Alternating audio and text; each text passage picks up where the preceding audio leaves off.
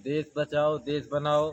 Samajwadi cycle यात्रा जो इलाहाबाद की सरजमी से साहित्य शिक्षा और सियासत की नगरी से निकलकर हमारी यात्रा देश में जब अंग्रेजों ने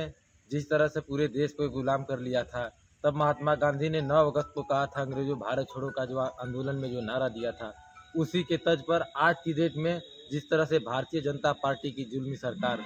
लगातार नौजवान किसान छात्र बेरोजगार शोषित दलित पिछड़ों की आवाज़ को दबाने का काम कर रही है। जब देश में चारों तरफ अराजकता का माहौल है, इस दौर में हमारे नेता उत्तर प्रदेश के पूर्व मुख्यमंत्री देश के यशस्वी नेताओं में से एक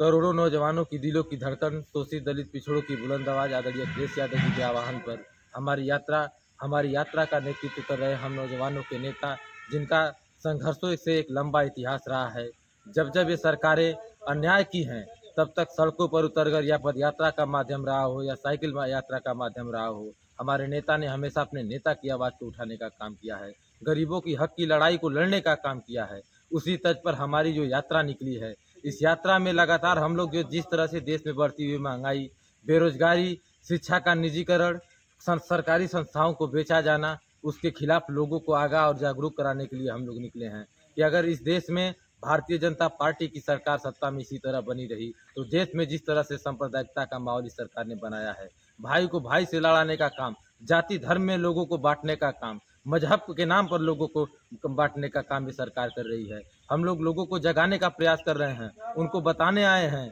कि आने वाले 2024 का चुनाव है, उस सरकार में इस सांप्रदायिक सत्ता को आपको उखाड़ फेंकिए और देश में समाजवादी व्यवस्था को लागू करिए, समाजवादी सरकार को स्थापित करिए, तब जाकर कहीं देश में सामाजिक न्याय की लड़ाई को मजबूती मिलेगी। देश में हम चाहते हैं, हमारे नेता आदरणीय धरतीपुत्र मुलायम सिंह यादव का जो सपना है, उस सपने को लेकर हमारे नेता आदरणीय अभिषेक यादव दिन रात संघर्ष करने का काम कर रहे हैं। सैकड़ों नौजवान हैं जो अपने घरों से निकले हुए हैं। एक एक नौजवान साथी, किसी की तबीयत खराब है, कोई बीमार है, फिर भी इस लोकतंत्र की लड़ाई को बचाने के लिए नौजवान अपने घरों से निकला हुआ है। बाबा साहब के द्वारा दिया हुआ संविधान जो आज खतरे में है, लगातार सरकार संविधान के साथ कुठाराघात कर रही है। हमारा लोकतंत्र आज खतरे में है। आरक्षण के सवाल पर सरकार लगातार आरक्षण को समाप्त करने की जो साजिश रच रही है, उसके खिलाफ ये नौजवान आदरणीय अभिषेक यादव जी के नेतृत्व में आज 78वां दिन है। 78 दिन से हमारे एक एक नौजवान अपने घरों से निकलकर इस सरकार के खिलाफ लड़ाई को बुलंद करने का काम कर रहा है। तमाम ऐसे नौजवान हैं विपरीत परिस्थितियों का झेलने का काम कर रहे हैं, लेकिन फिर भी आदरणीय अखिलेश यादव जी के चेहरे को देखकर,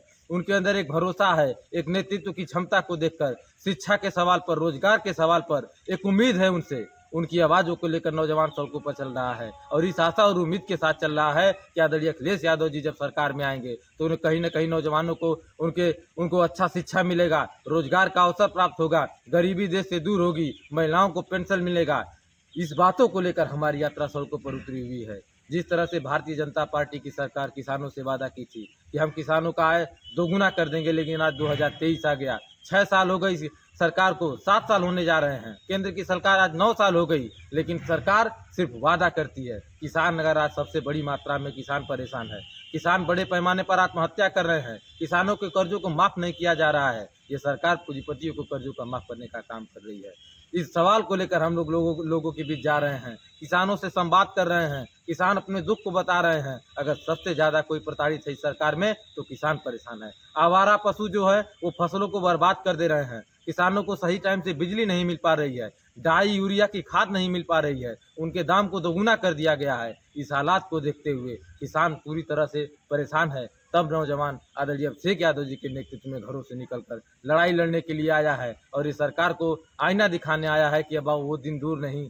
आपको हटाने में हमको समय नहीं लगेगा, क्योंकि समाजवादी पार्टी का एक एक नौजवान, एक एक कार्यकर्ता, एक एक सिपाही अपने घरों से निकल चुका है इस जुल्मी जाति सरकार को हटाने के लिए। महंगाई का हालात देख लीजिए, महंगाई आज चरम सीमा पर है। डीजल पेट्रोल के साथ साथ जितनी खाद्य सामग्रियां हैं, सरसों का तेल और हल्का दाल, सबके दामों को सरकार ने बढ़ा दिया। गरीब आदमी जो अपने जीवन में जो 300 रुपए की दिहाड़ी पे मजदूरी करता है, बताइए आज की डेट में वो आदमी अपने परिवार की जीविका कैसे चलाएगा। दवाइयाँ जो इतनी महंगी हो गई, वो आदमी अपने परिवार की दवाई कराए कि बच्चों का फीस दे कि वो